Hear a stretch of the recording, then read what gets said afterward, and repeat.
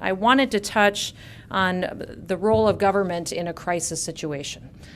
In this country and in our state, we have a government that is run by, for, and of the people. And the people have established national and state constitutions that place specific limits on the role of government in our lives. Those limits prevent us from taking draconian measures, much like the Chinese government has done and what we have seen. There also is some limits that keep us from taking some of the actions we've seen European governments take that limit citizens' rights. Our Constitution ensures the citizen's right is protected. I agree with the role of the government as set forth in our state and in our national constitution. I took an oath to uphold these constitutions. My role in respect to public safety is something that I take very seriously. The people themselves are primarily responsible for their safety.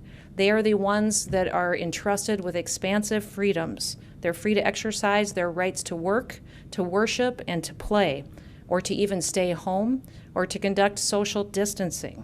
Since the middle of February, I've been very clear that people need to take personal responsibility for their health and the well-being of their families.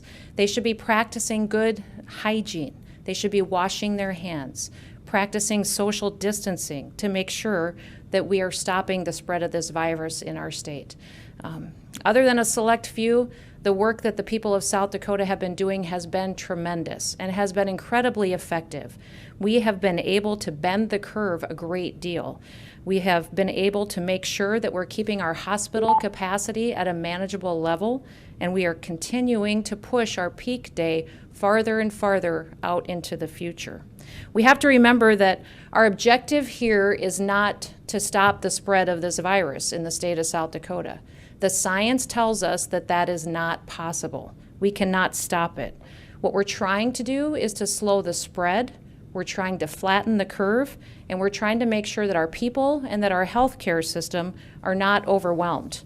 South Dakota is not New York City, and our sense of personal responsibility, our resiliency, and our already sparse population density put us in a great position to manage the spread of this virus without needing to resort to some of the measures that we've seen in some of these major cities, coastal cities, and in other countries. My team has put in some thoughtful, strategic, some guided measures by using science and facts and data to what is happening right here on the ground in South Dakota. The calls to apply for a one-size-fits-all approach to this problem in South Dakota is herd mentality. It's not leadership. My responsibility is to respect the rights of people and the people who elected me, to manage our state operations in a way that reflects the realities of what we have here on the ground in our state. On the foundation of my principles, common sense conservative values, and the principles that we hold dear in America, the facts, the science, and the data will guide our decision-making here in South Dakota. So I want to thank everybody for what they've been doing so far. We will get through this. It's incredibly important that we continue to take responsibility for our families, that we stay home. If we're not feeling well, we call our doctor. We practice social distancing, and we do what we can to make sure we're making good decisions for our communities and our families that live right here in South Dakota. And don't get focused on national news. Focus on what you see in your communities and what will really work to help slow down the spread of this virus and make sure we're making the best decisions for the people that live here.